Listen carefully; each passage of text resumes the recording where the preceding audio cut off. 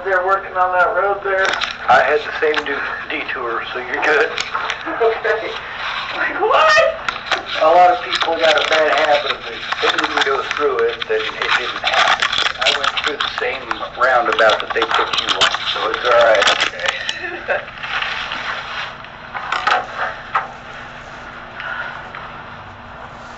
So how far is Chapel for you?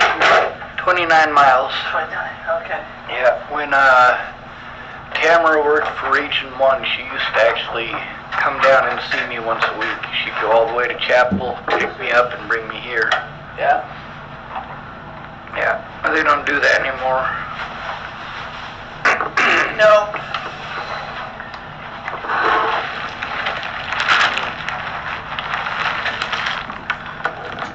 So, 3 phones?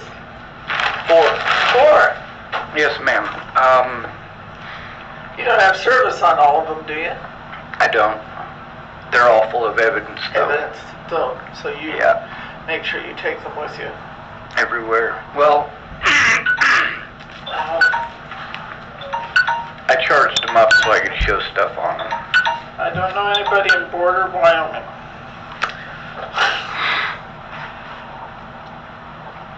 I got a lot of...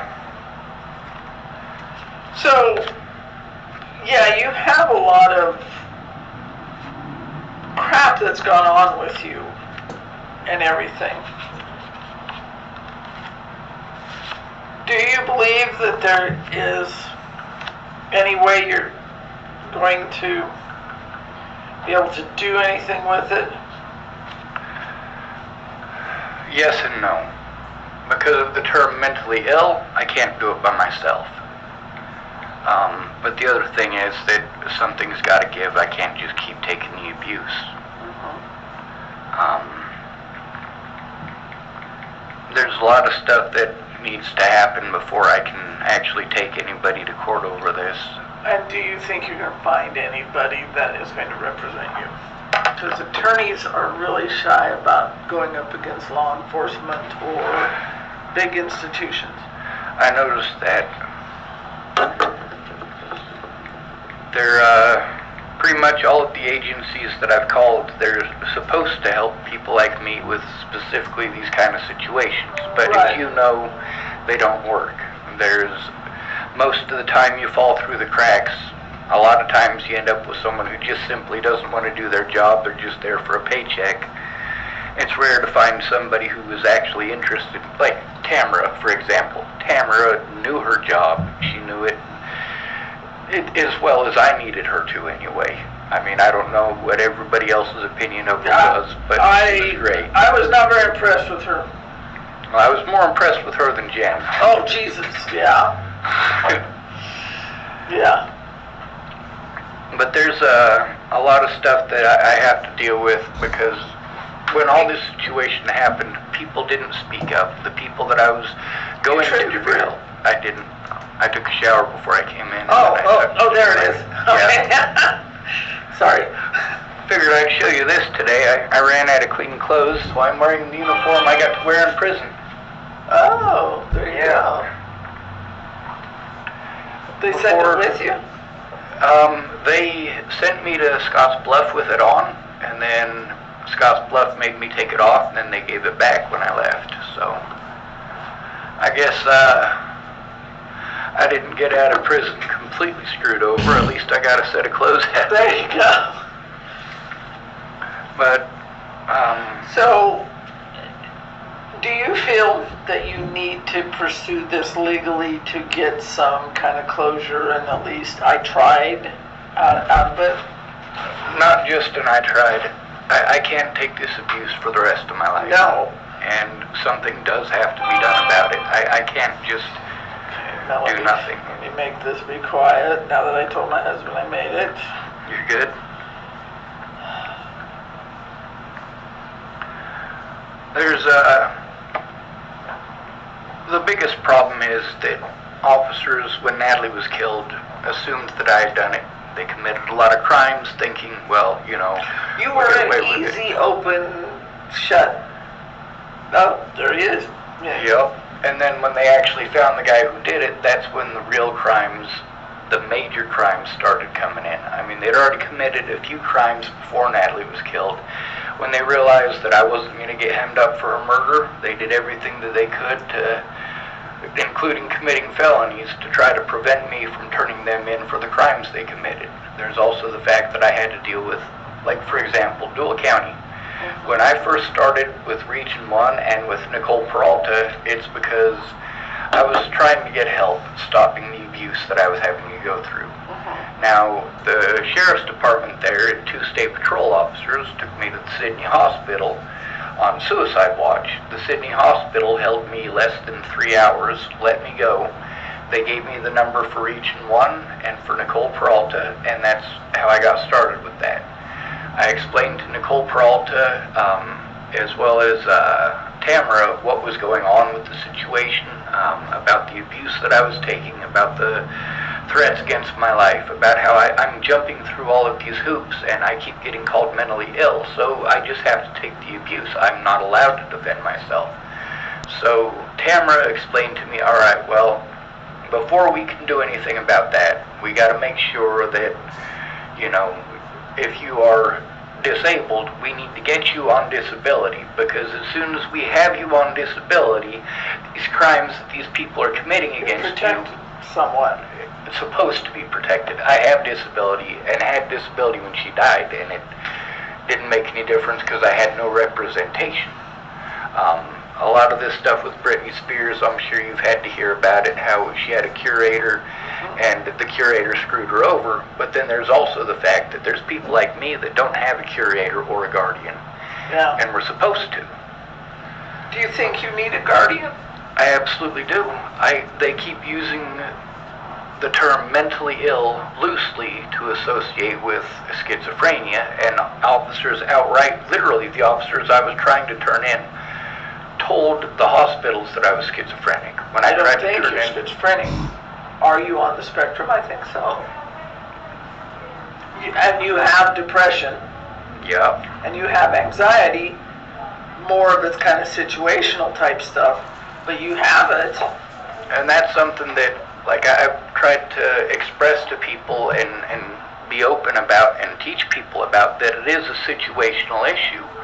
A lot of people think, oh, well, if you're depressed, you need meds, and automatically that's what they jump to. And really, a lot of people need to get out of a bad situation. If a little girl is being raped by her dad, feeding her meds is not going to stop dad from raping her. It's not going to get her out of his house. No.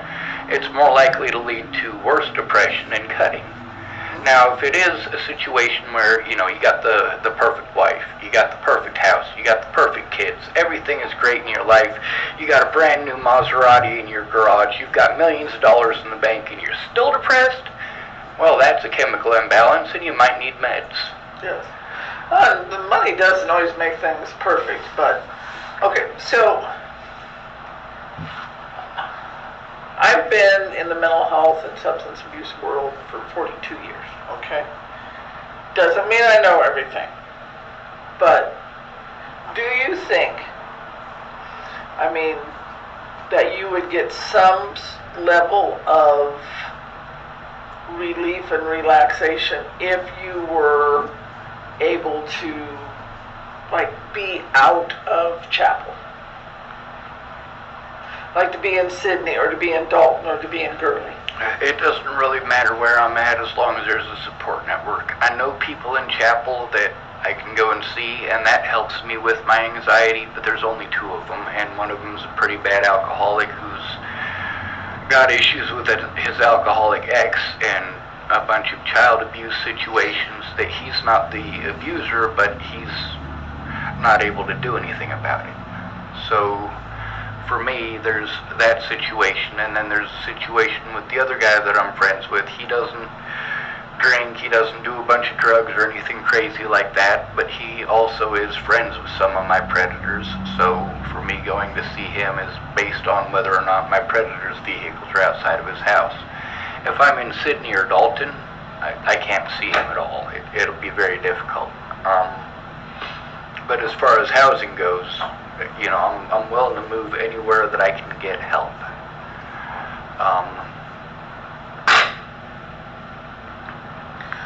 but I mean, just being there, I'm working with a person that lives in Chapel, and it seems like the sheriff has them on the radar. So he's driving by their house a lot. When they go to work, he follows them for 5 or 6 miles, you know. Knows when they come home from work and, you know, follows them till they pull into their, you know. Yeah, they've been driving around the house I've been staying into. There's a dog at the house, and he barks. He doesn't bark at every vehicle that goes by. He barks mostly at the ones that slow down or the ones that stop. And that, when you see the sheriff's, you know, vehicle driving by your house at 5 or 6 miles an hour, it does send off a flag that they're specifically driving by your house for a reason. And for me, I don't have to be just afraid of I hate trains. I live right next door to the tracks. But with a lot of the situation with the police, when Natalie was killed, one of the police officers who assaulted me is Officer Waylon Lolatai. I think I showed you a part of the video last time I was here. Because of that... Is he still on the force? No, he has been released because he couldn't stop assaulting homeless people. Tony Kovaleski of Denver 7 News did a special on him because of the abuse. But I was the first one that he abused in Boulder, Colorado, and they pretended like I didn't exist. When I contacted them about it, they were extremely rude. I'm not sure if... They made a law about the news back in the day where the news had to report both sides of a story. The reason for this is because they were often selling false narratives, and those false narratives were getting a lot of innocent people killed, like literally killed, not figuratively. So they made a law to prevent that. The problem is, in 1997, they rescinded that law. It no longer exists. Now the reason that they made that law is because we didn't really have actual news back then. What we had was basically the equivalent of tabloids. And now we can see how our news and our media is going into recession and regressing back to being tabloids again. And the problem with that is that they did create a situation for me where I am victimized often. I'm not allowed to defend myself because of the mentally ill tag, and that's where they keep pushing the, you know, with police officers telling people that I was schizophrenic. Not doctors, police were telling nurses in these places that I was schizophrenic. I was trying to turn in Amanda Jonas. She had me put into the hospital. They claimed that when I got to the hospital I was going to be allowed to make a report. Well, when I got to the hospital, the officers all left. They left me with a security guard. They left me in a room, and then they did a lot of really messed up stuff while I was in that room based on the fact that they were told that I was schizophrenic. Meanwhile, I had a backpack full of evidence that I had been trying to show, and I'm like, hey, you guys have my backpack right there. You guys can look in the backpack. It's full of evidence. I'm telling the truth. I am literally in here because I was trying to turn in bad cops. Now, she obviously had told the hospital that I was schizophrenic, and they wrote that down on my paperwork, but they didn't write it down as a diagnosis from a doctor. There was no psychologist and no psychiatrist. Those are the only two people in the United States who can diagnose somebody as schizophrenic. I can. You're a psychologist or a psychiatrist? No, I'm an LIA, so I can diagnose. But you're not schizophrenic, Sean. So, I mean, the rules have changed probably within the last 10 years where licensed independent mental health practitioners can diagnose. LIMHP, and that's one of the things that I'm having to look at the difference between somebody like you or somebody who was tainted by the cops. And here's the whole thing with that, is that a lot of people don't understand what being tainted by the cops is. Scott DaCosta, I was trying to turn him in, and that's where all of this situation happened. Oh, yeah. And so he called up these other departments, the Sydney Police Department and the Garden County Sheriff's Department and the Sydney Sheriff's Department, and got a hold of all these different departments and told them all I'm schizophrenic. Then, because according to the whole situation, Scott DeCosta, the very man I was trying to turn in, got to be in charge of all of my transportation, where I was sent to. They had already decided that they were going to send me to Lincoln before they even arrested me. And the thing is, when I got up there, I had to go to Garden County Jail first, and in Garden County Jail, I was taken to the hospital because I passed out. Now, when I got to the hospital, the nurse was acting funny, and it was kind of weirding me out, and I was like, all right, there's a pretty weird vibe I'm getting off this lady. I'm trying to explain to her what's going on, but, I mean, I'm pretty out of it. You know, I haven't gotten a whole lot of sleep. I literally got a hematoma on the ride from the jail to the hospital, and I'm like, what's going on here? I haven't seen a doctor. The nurse explains to me that it's just that she's the head charge nurse, and there's no doctors there at that time of day. And then she's asking me if I'm schizophrenic. Now then the officer comes in, and basically what happened is she had been on the phone with Scott DeCosta. Scott DeCosta told her I was schizophrenic. When they transferred me to Lincoln, as soon as I got to Lincoln, I got to deal with the fact that it says schizophrenic behavior. Everybody who works there at the DEC, which is where they classify. Diagnostic and Evaluation Center. Yes, ma'am. And a lot of people thought that was a mental hospital. It's absolutely not. No. So, it's a warehouse. It is. So, because you got labeled schizophrenic behaviors, anything that you had in their backpack, they probably thought was just schizophrenic garbage. Yeah. And that's the thing with Sheriff Scott DeCosta being the guy who was in charge of all this, is that when I got there, I did get to see licensed independent mental health professional, LIMHP.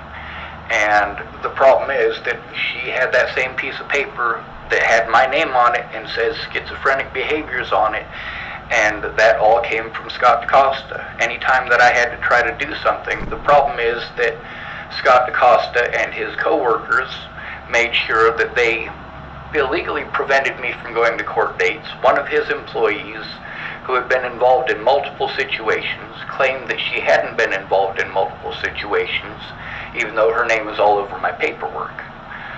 She also tried pretending that I was threatening her children, which, why would I threaten her children? I did have an issue with her, but that's specifically with her. So they made sure that you only have 10 days to do something about a situation like that with a protection order. Well, they wouldn't let me use the phone in Lincoln. So the 10 days expired before I was able to do anything. And meanwhile, every professional that I'm meeting there, they've already listened to Scott DeCosta. The day that I got there, they already had it written down, Sean Schwartz, schizophrenic behaviors. And from then on in, they treated me like I was schizophrenic for probably the first 2.5 weeks that I was there.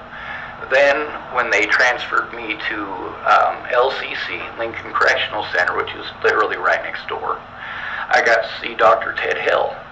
Well, Ted Hill said, "You're not schizophrenic. I don't know why they're telling us that you're schizophrenic. You're not schizophrenic." The other thing is, I am not sure if you're bipolar. I'm on because there was a couple instances that happened before he had actually spoken with me. Sure. And because those instances happened and he walked in on the middle of it, he wasn't sure how to take it. But according to him, I'm not, what's the word? It starts with a D. Not demented, delusional. Yeah. He said, "You're not delusional, you're not schizophrenic. Not you might psychotic. be definitely not psychotic, but he said you might be bipolar. I don't know if you are or not." I mean, your sleep patterns, but some of that could be situational too. It is. I didn't have these sleep problems before Natalie was killed. Well, I had sleep problems before Natalie was killed, but I didn't have sleep problems until the situation with Natalie happened. Prior to that, I slept pretty good. There was a situation after I hurt my back in 2005 where I was homeless in Boulder, Colorado. I couldn't walk a block. I had to carry my backpack with me everywhere. Everybody was stealing my stuff, and I couldn't go to sleep. I was stuck on that same block, and every night the cops would come by and harass me and tell me, you can't sleep here, you can't stay here, you have to move on. If you don't get up and move, we're going to give you a ticket, we're going to haul you off, and things of that nature. And for about a year after I hurt my back, I averaged maybe an hour of sleep a night. Well, and that's, again, situational. I mean, you don't dare go to sleep too deep or somebody's going to slit your throat and take your shit. And they do, too. I mean, they usually don't slit your throat, but they will take your stuff. I had a guy I worked with, he moved to Denver and ended up being homeless, and they slit his throat for his Air Jordan shoes. That was he didn't die, 97, right? 97 or 98. Could be, I can't remember. I haven't seen him for a long time. I remember seeing something like that on the news, but it was when I was still in high school, so it would have been a long time ago. Yeah. So, this whole process that you're doing and attempting to find anybody to assist you, have you found anybody? Have you called the Nebraska Advocacy? I've called about everybody that there is to call, but if there's a new Nebraska Advocacy place that I can call, I will certainly write their number down and give them a call. A lot of these places, basically I get blown off. I get the you're a male treatment, or I get the mentally ill treatment. A lot of them told me that it's not their job to do these things, and then they gave me numbers for other places. Like, for example, Nebraska Attorney General's office told me I had to go to the FBI. FBI said it's not their job, that it's Nebraska State Patrol's job.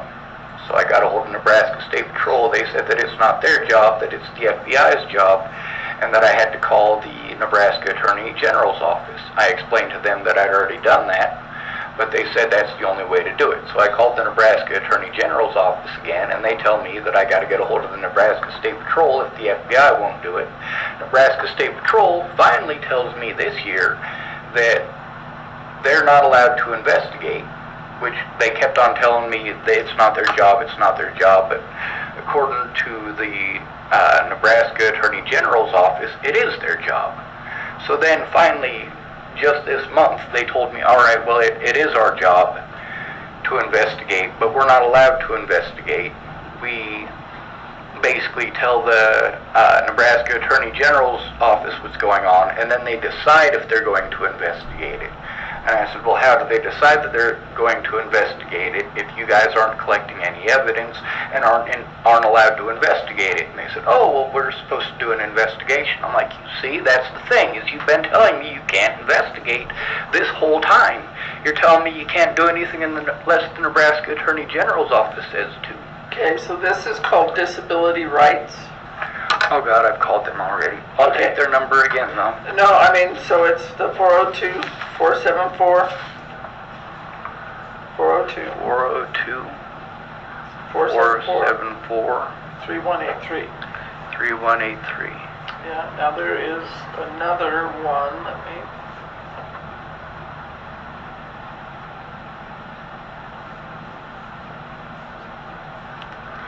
These ones right here are full of evidence. That's part of why I brought them. The situation with my phones, it's not that I want to buy 400 new phones. It's that these are all prepaid phones because I can't afford to get an $800 phone and $1,100 worth of contract fees a year. I just simply can't afford it. So when I have to get a new phone, I buy one of the cheap ones at Walmart. And then if, like, say they incarcerate me for 7 months like they did this year to me, when I get out of jail, my number has already been given away. Somebody else has my phone number. So I can't use that phone anymore. And if I reset the phone, then I lose all of that evidence. Okay, so have you called the Nebraska Crime Commission? That sounds familiar, but I'm almost certain I haven't called them. Nebraska Victim Advocacy Program. Nebraska Victim Advocacy Program. See, that's something that I was supposed to have at the very beginning, but they kept denying me. Julie Geise, Geise. That's 402 429 1609. I'm going to check my phone here. Most of those numbers, when I called them, they'll be in one of these three phones. But I'm almost certain that I've called disability rights from this phone. So I'm going to check it just by dialing the number and seeing if it comes up.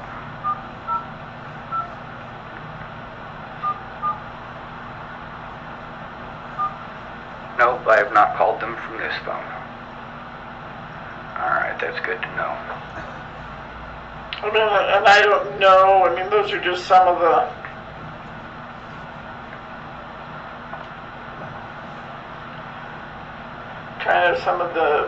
numbers that I know. The Nebraska Advocacy, I haven't had very much good luck with them. They're supposed to have attorneys on board with them. Yeah, that's one of the biggest issues, is that a lot of these places, they get government funding for these things that they're supposed to be doing, but then when you call them, you realize that there's always some reason they can't. And then you've used legal aid, I'm sure. I've tried. The problem with legal aid, they did finally got back to me. They told me that they couldn't investigate the crimes against me. It's not their job. But there was, out of the thousands of crimes, and it has been thousands, you don't get to be on the news like I was and not have people be predatory towards you. And it's not like there's 1,000 people out there that, you know, are constantly assaulting me or anything crazy like that. No. You know, it's the fact that I have to be afraid to go outside because so many people have. A lot of those people only do so across the internet, but you never know when somebody's going to be brave enough to come and park across the street. Now, that's true, and that's the point that I've been making, is that my predators are all close enough that they could easily make a day trip up here, harm me and the other people that they threaten to hurt. They could easily come up here, they could harm me, they could harm my sister, and they could go right back to Colorado and be back in time to go to work. Under the radar. Yep. And I guess there's, sorry about that.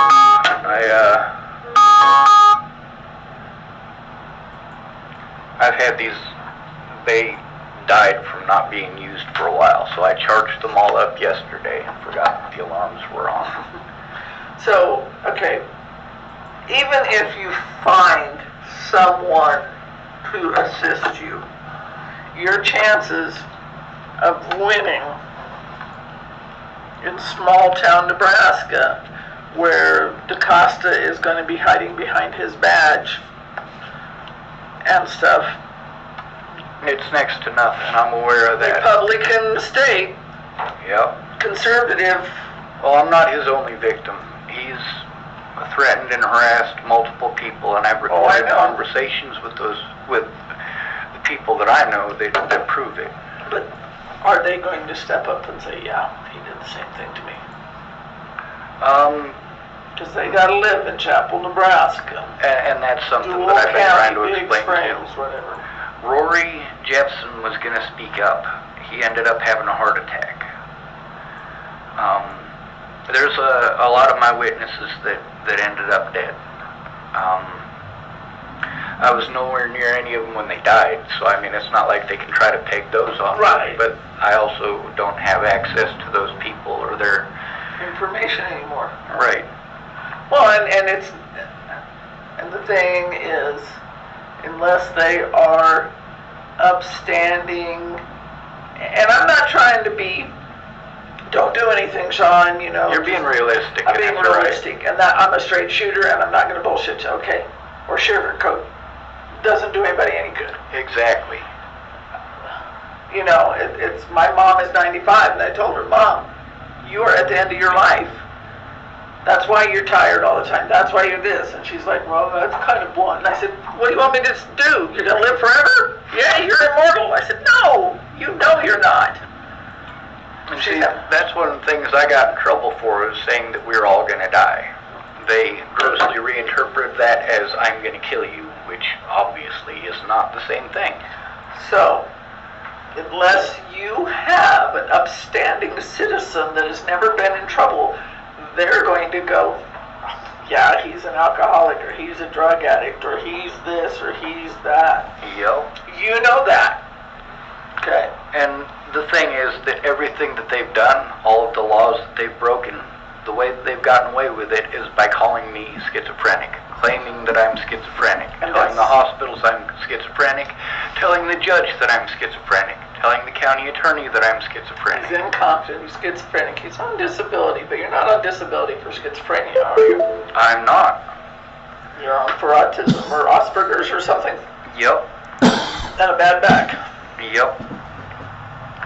So that's the thing. I mean, the term mentally ill is used loosely, you know, in these situations, and that's how it started, was them using the term mentally ill loosely. The schizophrenic behaviors. So, that's right. Yeah.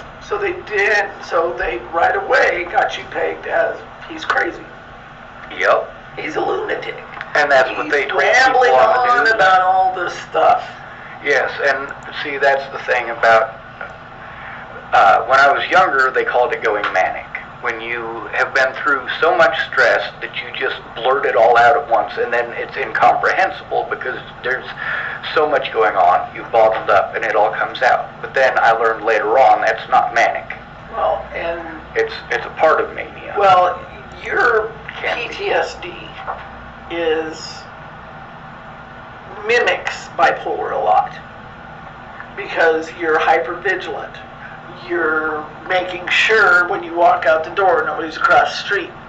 You're making sure everything's secure at night. Yep. You're almost afraid to go into a deep sleep because what if somebody comes? What's this? So your PTSD, starting back from childhood on, is mimicking a lot of bipolar symptoms. So, and it's the depression and the anxiety. So I'm going to diagnose you with post-traumatic stress disorder. Now, here's my question. You have a lot of evidence. You have had a lot of shit hit you. People, be predators against you. Do you feel you have to pursue this? I do. Okay. It's not something that I want to pursue. It's the fact that it has affected so much of my life that I can't get my life back. What do you want out of it?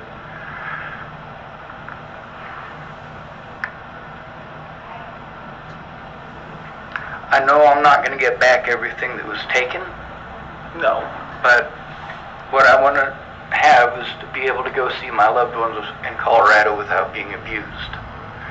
I want to be able to go to the police if I have an issue and not be treated like I'm some sort of a monster. Or leper, yeah. Or crazy. Or crazy, exactly. No, it's just Sean, he's crazy. Yeah, man. And that's the problem. Like the way that I'm talking to you right now, when I talk to people before Natalie died about my problems, most of the time I talk to them like this, and I got blown off, and I got blown off, and I got blown off. When I was literally screaming for help, people treated me like I was some sort of a horrible person because I was literally screaming for help. Really what I need to get out of this is the ability to have a safe environment to move be able freely to defend around myself. and not have to look over your shoulder. Well, that's always going to be there. Because of the way that it was exposed out there and the way that they tried to paint it, I'll always have to deal with those predators and always have to look over my shoulder. But my predators, I want them in jail. I want them to have consequences for their actions, not as a punishment, but as the example. You are not God, you can't do this to people. Right. Okay. Now, I know that I'm not God, and I can't make people do their jobs. I can't make the sheriff go, all right, well, I screwed up. But I also have a lot of recordings with that sheriff where he admitted that both he and his deputies had screwed up. The fact that all of their cases in Colorado and Nebraska, like this has been going on for a while. Natalie was killed in 2017 in December, and this has been going on since a year before she was killed. So there was a point to that. Do they know why she was killed? Yeah, she asked Joseph Michael Lopez to shoot her in the head 2 weeks after I exposed her dad for raping her with her email. She wanted to die because her family was treating her like crap. They were trying to have her put in prison, and her boyfriend at the time was, well, the guy who shot her in the head. He cited her boyfriend as the biggest reason that Natalie wanted to die. Her boyfriend, Natalie was a heroin addict. Her boyfriend had heroin. He kept on feeding her heroin. It was actually her boyfriend's gun she was shot with. It was a 9mm Glock, and she was shot from 6 to 15 inches away from her head while she was on her knees at McIntosh Dairy outside of Thornton, Colorado. There was a lot of groups that were made about it, and they were supposed to be Natalie Justice groups. They ended up being Sean Schwartz hate groups. The thing that I want to get out of this is I want those predators to be locked up so that, number one, they realize they can't just do these things with impunity.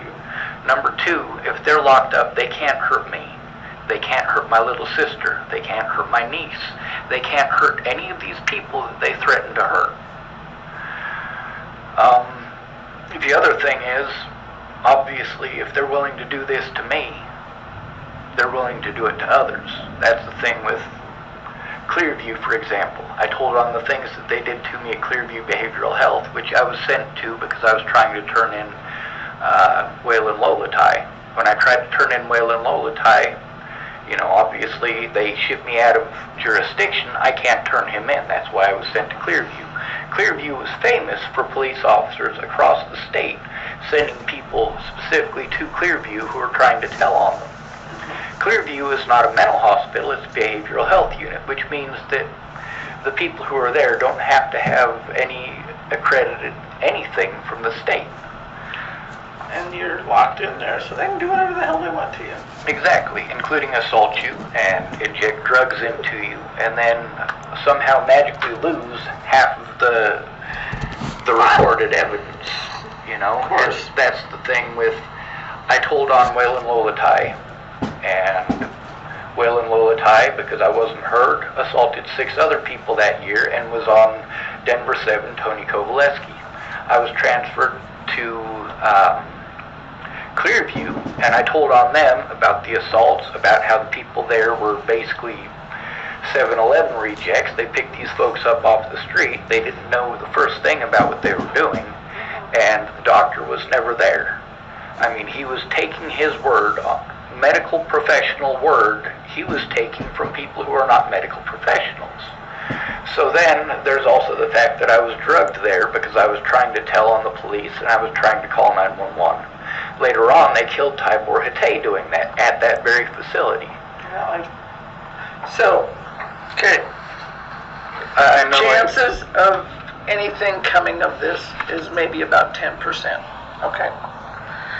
At what point do you say, I gotta lock it up, put it in a box, and move forward? Well, I did that in 2016 when I left Virginia. I went, you know what, this situation is beyond me. Those girls are on heroin, they can't stay off the drugs, they're hanging out with dangerous people, and I gotta go. I left, I came all the way to Boulder. While I was in Boulder, Colorado, my very first day there, I've got people threatening me and harassing me. So I left Boulder. That was my only place that I've ever lived where I wasn't treated like crap for being different. There I was allowed to be who I actually am. But I was being threatened and harassed and having people slap me and push me, so I came up to Chapel, Nebraska. Chapel, Nebraska, a lot of people in Chapel, they're different from the ones in Colorado. In Chapel, Nebraska, almost everybody is depressed all the time unless you're one of the good-looking people who are always popular. And that's a difficult thing to explain to people who haven't grown up in small towns, who've never lived in them. How big is Chapel? About 500 people. I grew up in a town of 701. So you know. I grew up on a farm, but yeah, I know. A small town mentality. And that's a lot of what I'm still having to deal with. A lot of my friends, they knew what was going on, they were aware of what was going on, but they never came forward. You know why? Because they're scared. Because if it's focused on you, they're leaving them alone. Yeah. I mean, that's just how it is. Well, a lot of my friends were threatened, harassed, and intimidated by cops. And then instead of speaking up about it, they treated me like it's my fault that the cops victimized them. One of the situations in the state of Nebraska, and I believe it's also the same in the state of Colorado, if you call 911, the officer has to make a report. He has to make a written report. They didn't. On multiple occasions when I called 911, they didn't bother to make a written report. They didn't bother to report it at all. Well, they just called back to dispatch and said, that's Sean Schwartz, the crazy guy again. Yeah, pretty much. Yeah. But those were also, when I called 911, they were over situations where there was a definite possibility of risk of life and limb. I mean, it's not like I was calling them out of nowhere. I had to deal with actual dangerous predators with a long history of abuse. There's a lady in a green hoodie going next door. For example, I keep forgetting. I want to put some reflective stuff on the door, and I keep forgetting to bring it. Well, if they want to stare at me like perverts, I'll blow them a kiss. But their entire case in Colorado and their entire case here was all dependent upon me being schizophrenic. That's why they told doctors that I was schizophrenic. That's why they told nurses that I was schizophrenic.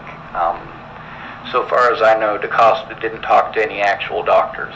And Amanda Jonas, who's one of the ones in Colorado, she didn't talk to an actual doctor either. She talked to the security guard there and one of the nurses.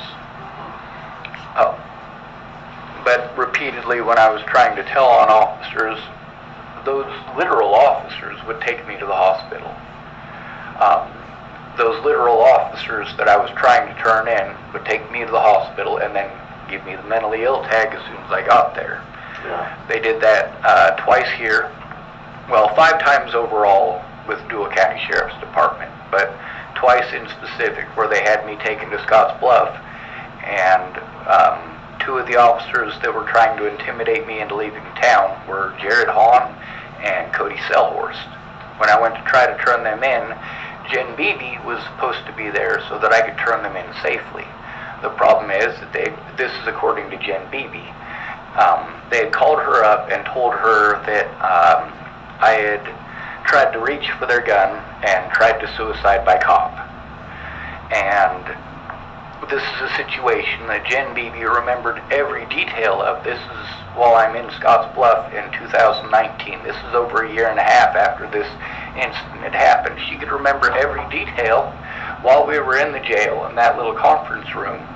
But then when I got out of jail and they were telling me I was court ordered to work with Jen Beebe of Region 1 and also go back and see Nicole Peralta, Jen Beebe ignored me for 6 months. And then at the end of the 6 months, and I recorded this, I had to.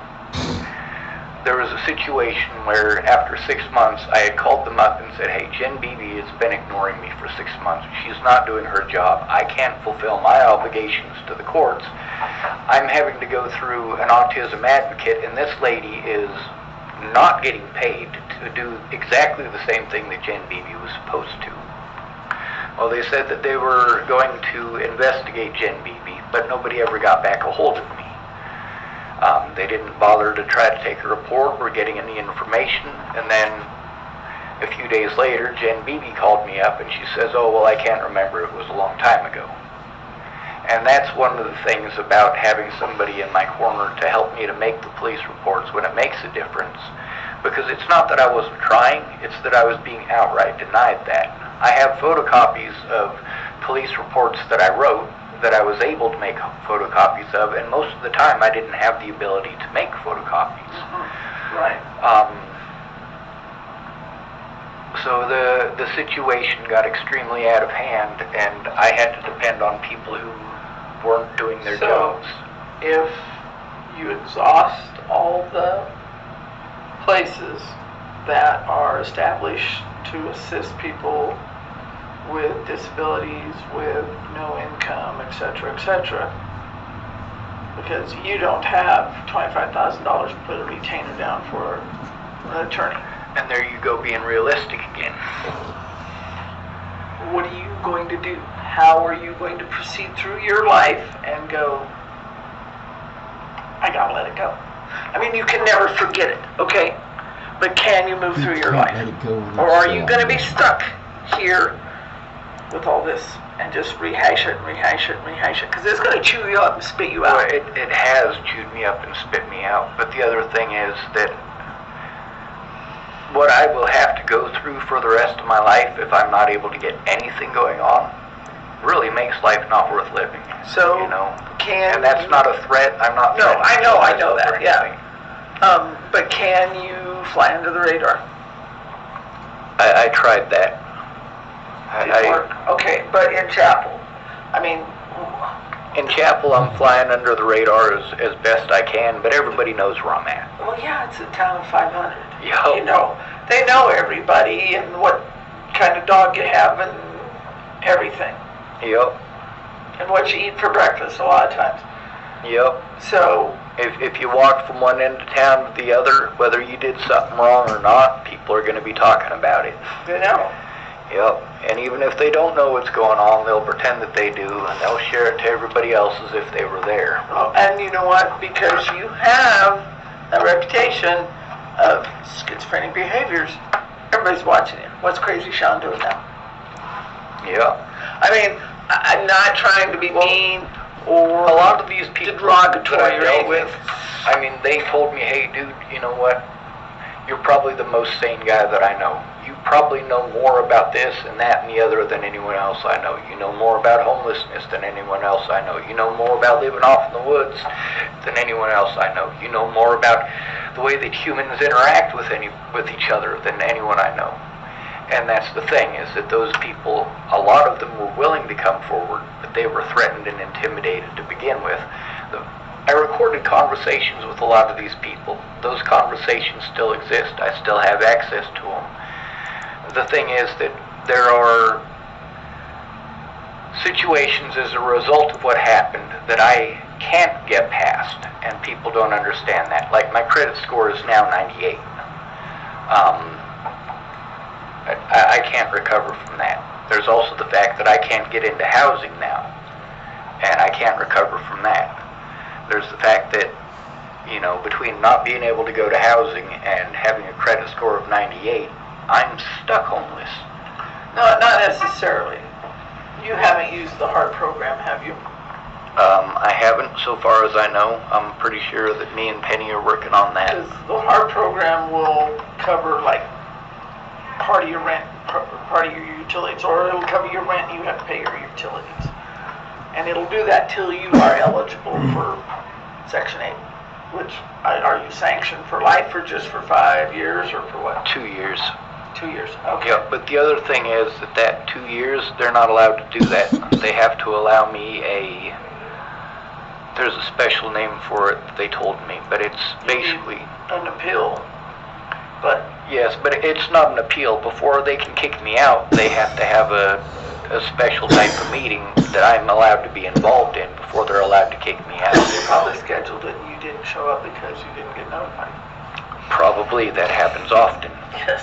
And that's the thing about working with Cyndi, is like Cyndi has done that in similar situations to multiple people. I mean, the situation here in Sydney, there was protests that were large enough protests in Sydney, Nebraska, that they were on the news in Omaha, Nebraska, and they specifically spoke about Cyndi and Nancy. Now, I never had a problem with Nancy. My problem was with Cyndi, because Cyndi was the one who was supposed to get me my paperwork. She's the one that repeatedly did not. Yeah. There's also the fact... She's a bitch. I agree. So, and... You knowing these people makes it a very different scenario, though, because for you, knowing these people, it's not me just blowing smoke up your ass. Not you going, poor me, they screwed me over. Yeah, I know they do. Now, they do have legitimate things like, a gal moved her boyfriend in and one of his kids, and she did not report it to housing. She got sanctioned for 5 years, which she should have, because he was working, her rent didn't go up, all these things. 2 more people living in this place, it should have gone up. She needed to be sanctioned. And I kept warning her, you need to report that, you need to report that. And I documented it, and so when they did sanction her, she's like, I said, look, how many times did I tell you, you needed to report the fact that he was living with you? I did the right thing, and I reported it like I was supposed to in the situations that I was supposed to. And that's, sometimes that doesn't make a difference, but... It doesn't. Okay. But sometimes it does. And Yes. like when you were saying there's only about a 10% chance that this will not actually being do anything. generous there. I was about to say, I figure it's more around a 1 or 2% chance. Yeah. But with every person who is willing to help, that increases it. Now, the other thing is, I'm not asking people to be dishonest. If people are going to lie, they're not helping me. I don't want their help, because lying is not help. Yeah. And that's a complicated situation to explain to people who think that they're acting in my best interest. There are some people right after Natalie died that they told little white lies thinking that it was going to help out the situation. But the thing is, they claimed that they were there for situations that they weren't there for. So they were outright lying, thinking, just like when Natalie, was on heroin, and she figured if she told a little white lie that it wouldn't be a big major deal and everything would be fine and she'd go back to her life. Well, she told that little white lie, and I'm still dealing with the consequences of it. So when these people were wanting to tell little white lies to try to make me look like a better person, or so on and so forth, than the way the media was painting me, I was nice to them about it, but I let them know, hey, you need to tell the truth or you're doing more harm than good. A lot of folks wanted to come forward and weren't allowed. There were several of them. Now, this is a Boulder Police exclusive thing. Boulder Police get away with more than any other police department. They can go and harass homeless people. And if they commit a crime against one homeless person, and there's multiple homeless people who try to turn in those officers, they arrest the witnesses. Well, they're homeless people, so nobody cares. All right, well, unfortunately, it is 5 minutes till 9.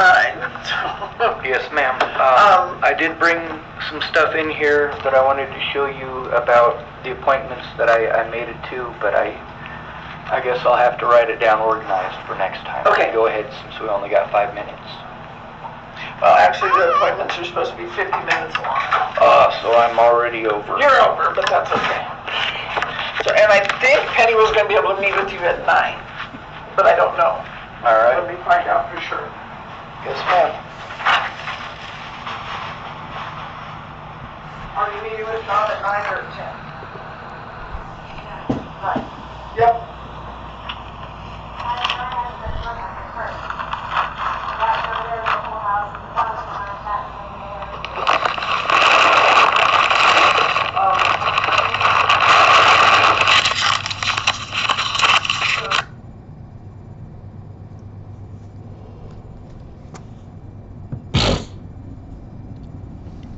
I hurt my back in 2015, not 2005.